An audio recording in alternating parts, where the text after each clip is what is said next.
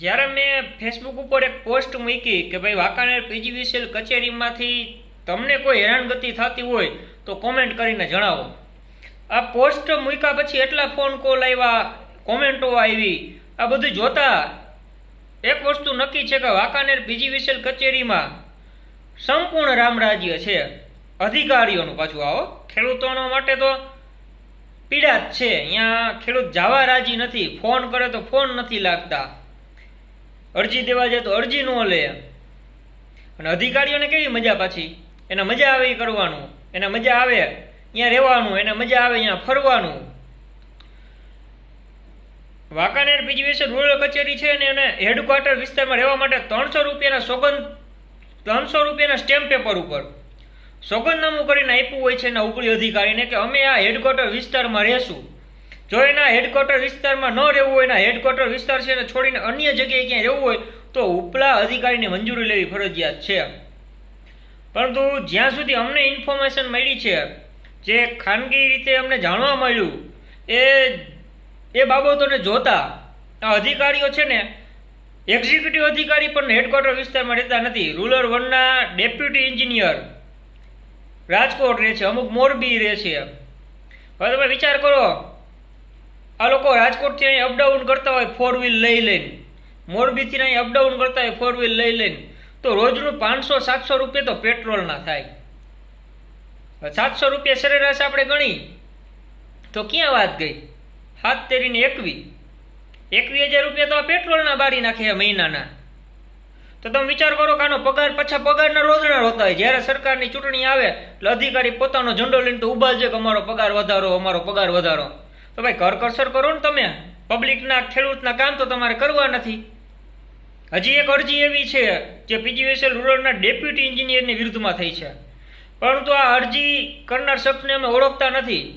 એને ખાનગી રાહે અમને માહિતી આપી છે કે 300 કિલોમીટર સુધીનો વાયર, જે એલ્યુમિનિયમ એલોય વાયર, બરાબર, એ 300 કિલોમીટર સુધીનો વાયર ફરજી રીતે ચોપડા ઉપર બતાવીને બારોબાર ભંગારમાં વેચી નાખ્યો. તમે વિચાર કરો, 300 કિલોમીટર, જે આ થાંભલા ઉપર આપણને લાઈન દેખાય ને એમાં એલ્યુમિનિયમનો જે વાયર હોય ને એ 300 કિલોમીટર સુધીનો. અને આ વાયર કેવી રીતના એને વેચ્યો?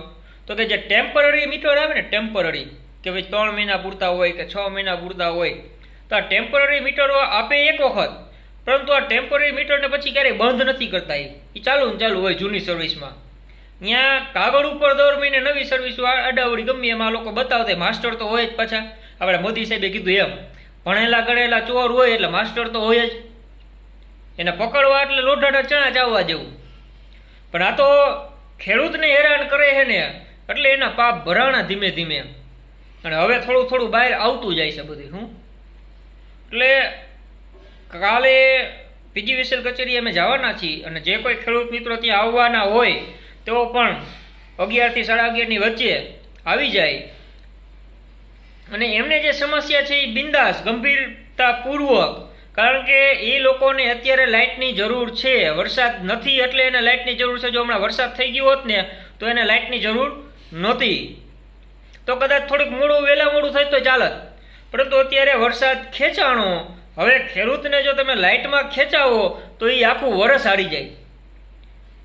સાહેબ, તમારે તો મહિનો આવે ને એટલે 1 તારીખે ખાતામાં પગાર આવી જતો હોય છે તમારો.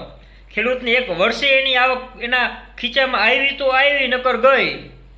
ખેડૂત ક્યારેય કમાવા માટે ખેતી કરી હોય ને એવું મને તો ક્યાંય લાગતું જ નથી કે ખેડૂતે ખેતી કરીને 5 વીઘા જમીન ક્યાંક લીધી હોય. ખેડૂત ખેતી કરે છે ને એટલે તમે ખાઈ પીને જલસા કરો છો. તમે એ ખેડૂતનું તમને પેટમાં નથી પડતું. આજે ખેડૂત એમ કહે છે કે અમે અમારે અહીંયા મહિના દીથી લાઇટ નથી આવતી, અમે અરજી કરીને થાકી ગયા, અરજી કોઈ લેતું નથી. ઘર વપરાશવાળા એમ કે અમે મીટરની સર્વિસ બદલાવવા માટે અરજી કરી છે, કોઈ જવાબ નથી દેતો. અમુક મીટર ફોલ્ટ વાળા હોય, અહીંયા 12,000-13,000 રૂપિયા બિલ આવી જાય, એ લોકો બિચારા ફરિયાદ કરે, તમે એની અરજી તમે ધ્યાને લેતા નથી. શરમ જેવો છાંટો છે કે નહીં કાંઈ? તમે પગાર લ્યો છો, પબ્લિકનો પગાર લ્યો છો. સરકાર લોકશાહી આવી તો લોકો છે એ રાજા છે. લોકોને તમે જવાબ દેતા નથી તો તમને અહીંયા બેહાડ્યા છે શું કરવા? લોકોને જવાબ દેવો તો બેહાડ્યા છે તમને અહીંયા. તો તમે નો આઈથે કરી નાખી બધું. એક વ્યક્તિથી આ બધું હેન્ડલ કરવા માટે તમે બેહાડ્યા અહીંયા. તમે જવાબ દેવા માટે બંધાયેલા છો ભૂત જેવા હરાવ. ક્યાં સુધી આવી લાલિયા વેડી હકાલશો તમે? અકલ જેવો છાંટો છે કે નહીં? કઈ ભણેલા ગણેલા છો? તમને કાયદાનું ભાન છે? આરટીઆઈ કરો તો આરટીઆઈ નો જવાબ તમે 30 દિવસમાં ન આપો. શું કામ નથી આપતા ભાઈ? તમે ચોર છો, ભ્રષ્ટાચારી છો, એ સાબિત થાય છે ને. જે ભ્રષ્ટાચારી હોય એ બીવે, જેને ભ્રષ્ટાચાર કરવો છે એ બીવે, જેને ચોરી કરવી છે એ બીવે, જેને નાલાયકી વાપરવી છે, કામ કરવું નથી, કામ ચોરી કરવી છે, આયરો ભ્રષ્ટાચાર કરવો છે એ બીવે. તમે ભ્ષ્ટાચાર ન કરતા હોય, તમે ખેડૂતોને જવાબ આવતા હોય તો કાલે લાઈવ મીડિયા સામે આવજો, ખબર પડે તમને. આવું છું કાલે પીજીવીસીએલ કચેરી, આપણે રૂબરૂ ચર્ચા કરશું. ખેડૂતોને અન્યાય થાય, ખેડૂતો બિચારા એના ખેતીના કામમાંથી નવરા નથી થતા, તમારી કચેરીમાં ઘરના ભાડા ભરીને ધક્કા ખાવા આવે. અહીંયા ક્યાં સુધી આવું હોકાલવાનું છે?